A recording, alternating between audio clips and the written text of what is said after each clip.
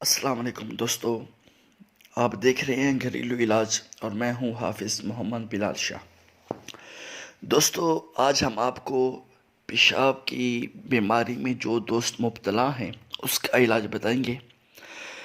میرے ایک دوست نے مجھے کہا کہ مجھے پیشاب زیادہ آتا ہے، اس کا کوئی علاج بتا دیں، تو میں نے سوچا کہ آپ سب دوستوں کو اس بارے میں بتا دیا جائے۔ علاج بتانے سے پہلے حسب روایت نیو آنے والے دوستوں سے درخواست ہے ہمارا چینل سبسکرائب کریں اور ساتھ موجود بیل کو بھی بجا دیں تاکہ ہر نیو آنے والی ویڈیو سب سے پہلے آپ کو مل جائے۔ دوستو، پیشاب کی مختلف بیماریاں ہوتی ہیں۔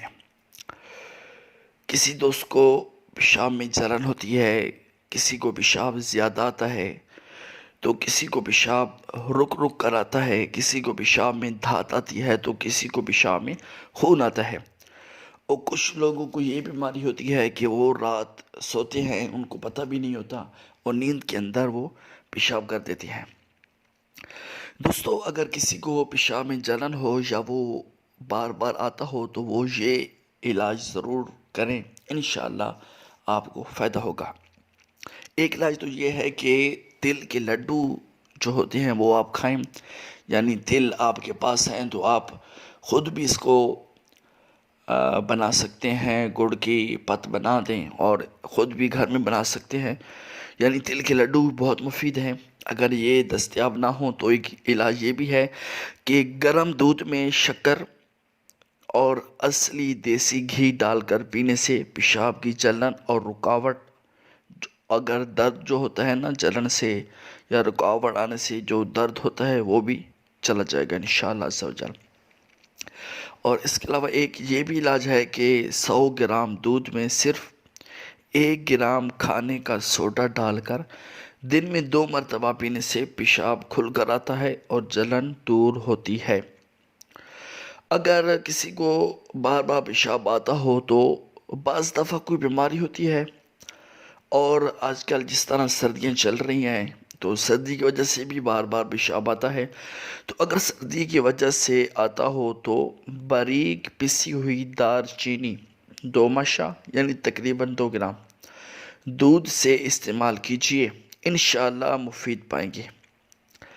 اور ایک علاج یہ بھی کر سکتے ہیں کہ ہلدی باریک پسی ہوئی صبح و شام 4 گرام تازہ پانی سے استعمال کیجیے۔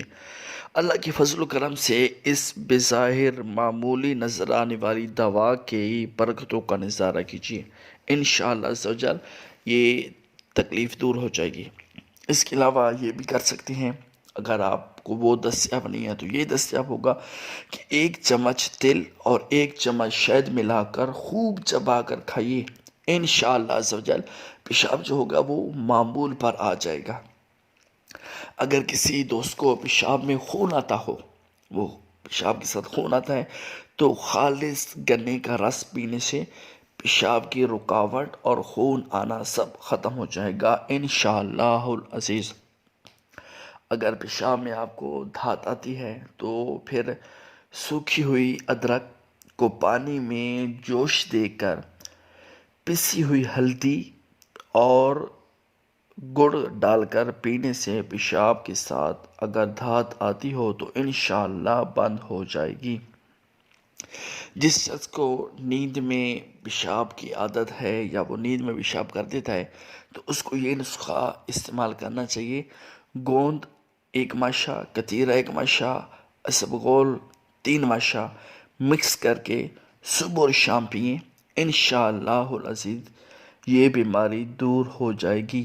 اگر احتلام کی بیماری ہو، احتلام ہو جاتا ہو تو وہ بھی انشاءاللہ دور ہو جائے گا۔